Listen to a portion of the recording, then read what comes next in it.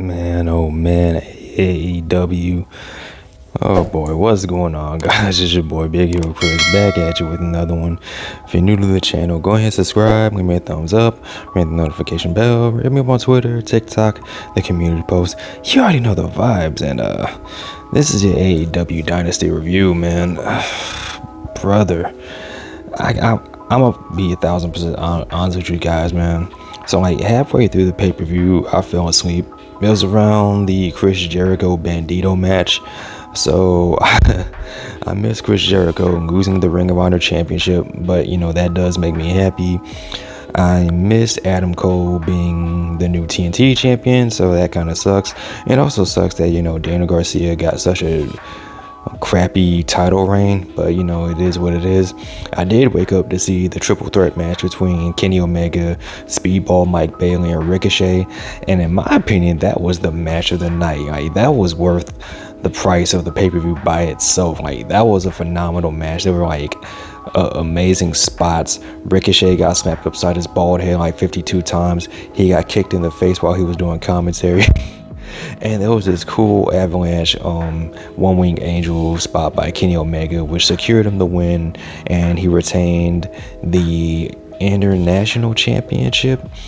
And then after the match, we have another face-off between Kenny Omega and Okada, and in the background you see the All In poster. So they're pretty much telegraphing what one of the matches for All In is going to be. It's going to be Kenny Omega versus Okada, and hopefully it unifies the international and continental championship, because you don't really need the continental championship because it's kind of pointless. Like, you can still have the C2, I guess, and I guess just merge the two titles. I don't know. They'll figure that out. That's not my job. My job is just to watch and complain, or you know, talk about what's going on.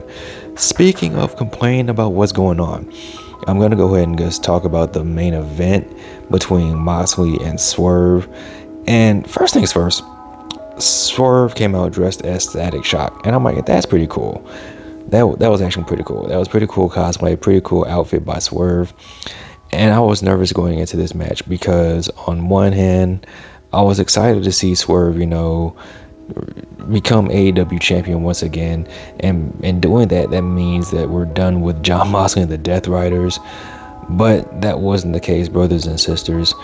So we got the typical bloodline, Death Riders shenanigans. There was a ref bump, there was outside interference. I did say Death Riders, not bloodline, right? Bloodline, yeah, it's Death Riders. But through it all, the one person that came out of nowhere that ended up helping Swerve was Hangman. Like, both Moxley and Swerve were like kind of wobbly, and Hangman was looking like he was gonna set up for the buckshot lariat, but you didn't really know who you was gonna hit, whether it was gonna be Swerve or Moxley. And then that's when the Death Riders come out and they start putting the beat down on Hangman, but then the Ops show up. So I'm thinking it's gonna be the Ops versus the Death Riders, and hopefully the Ops can be the ones that take the trios titles off the Death Riders, but you know, we'll see. But God, what ended up happening after this was, like, you had Swerve looking like he was about to hit the Swerve stomp, like he was taking a long time, and I'm thinking, all right, somebody's gonna come out and interfere and push him off the top rope, but that didn't happen. Swerve ended up hitting the Swerve stomp. Mind you, while this is happening, the referee is down, so it looked like Swerve was about to was crawling for the cover because he had hurt his knee early in the match, and then the lights go out, and I'm like, no. And then when the lights cut on, of all people to show up, it was the Young Bucks, and they had Swerve set up for the BCE trigger, and they hit it, and ultimately they cost Swerve the AEW championship. And you could see it in the crowd. Like, everyone was like, what is going on? Online, people were just freaking out about it. I'm freaking out about it. I don't like this. I don't like this at all, because the Death Rider storyline is already bad enough as is. People are begging and pleading for this to end. People were begging Tony Khan, yo, put the title on Swerve, man. He's right there. He's the guy. He's the man. Just do it. And we get this finish. We get this finish with the Young Bucks and the Death Riders. And it's like, why? What is the point? What is the real point of all this? Like, I don't know, man. I don't know. Like, that Like, the overall pay-per-view was okay. It wasn't one of AEW's best pay-per-views. Like, you had good stuff on it. Like, you had the Megan Bayne Toni Storm match, and the match itself was good. Me personally, I would have had Megan Bayne win, because you have all this momentum with Megan Bayne. They're establishing her as a star, as a dominant force in the women's division. And honestly, I don't trust AEW to keep this momentum going with Megan Bayne.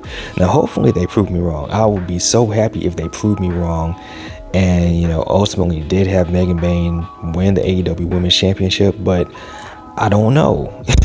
Even with AEW's track record, I can't really trust it, right? I mean, you had other good stuff. Like, you had the Hart Syndicate beat the Learning Tree. MJF interfered.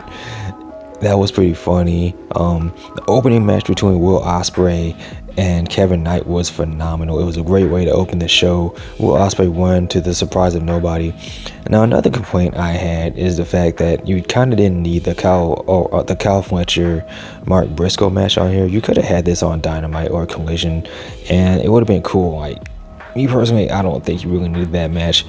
The match between Mercedes Moné and Julia Hart, it was what it was. There were some clunky spots during the match.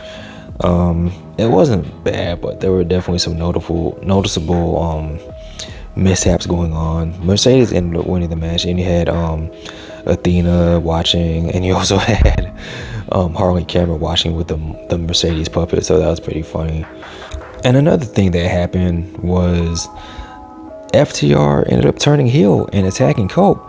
That was a 6-man tag match for the trios titles, and Rated FTR ended up losing, and they kind of recreated the spot where Cope was gonna look to Dax to like lift him up, and they did, but they ended up beating up Cope, and they're heels now, so that's pretty funny right there. Yeah, man, Dynasty.